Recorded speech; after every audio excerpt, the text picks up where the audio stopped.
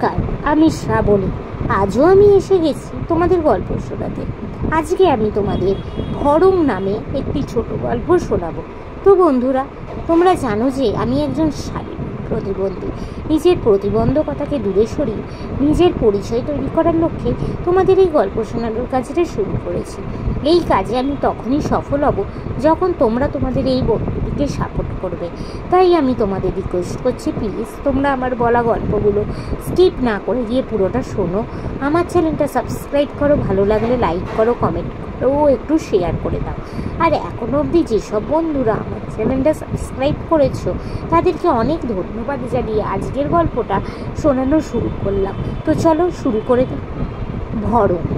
এক যে ছিল মুচি, সে ঠিকমতো জুতো সেলাই করতেও শেখেনি, তাই তার নিজের গ্রামে অন্য জুট ছিল না। সে তখন নিজের গ্রাম ছেড়ে অনেক দূর দেশে চলে এলো। সেই দেশে এসে সে নিজেকে ডাক্তার বলে পরিচয় দিল এবং ওষুধের মতো দেখতে কতগুলো বড়িকে বিষের ওষুধ বলে প্রচার করতে লাগলো। তার প্রচারের গুণে বোলচাল ভুলের লোকে প্রায় তা কিনতে লাগলো। ক্রমে তার ওষুধের ব্যবসা জমে উঠল।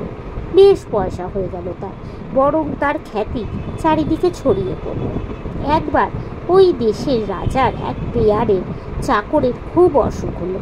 রাজা মুচিকে মানে সেই ডাক্তারকে ডেকে পাঠালেন। যত সময় মুচি দরবারে হাজির হল।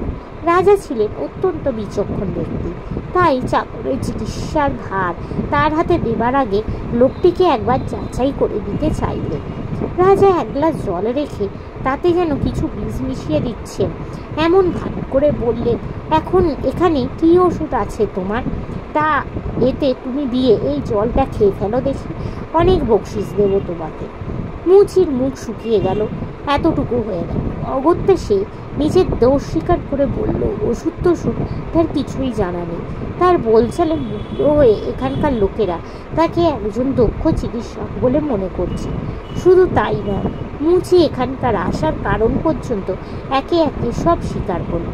রাজা তখন সব প্রজাদের ডেকে মুচির সত্যিকারের পরিচয় সকলের সামনে ফাঁস করে দিয়ে বললেন, অপদার্থ যে মুচির হাতে তার গাঁয়ের লোকেরা তাদের জুতো মেরামত করতে দিতে সাহস পায় না, তোমরা এমন মুখ্য যে না জুনে শুনে তারই হাতে তোমরা তোমাদের নিজেদের জীবনের ভার তুলে দিয়েছিলে। নমস্কার। তো বন্ধুরা, আজকের এই গল্পটা এখানে শেষ হলো। তোমাদের যদি ভালো লাগে প্লিজ লাইক করে দাও, আমার চ্যানেলটা সাবস্ক্রাইব করো ও শেয়ার করো। আজকের মতো আমি বিদায় নিচ্ছি। আবার কাল আমি চেষ্টা করব তোমাদেরকে এরকমই কোনো ছোট গল্প শোনাতে। আজকের মতো টাটা।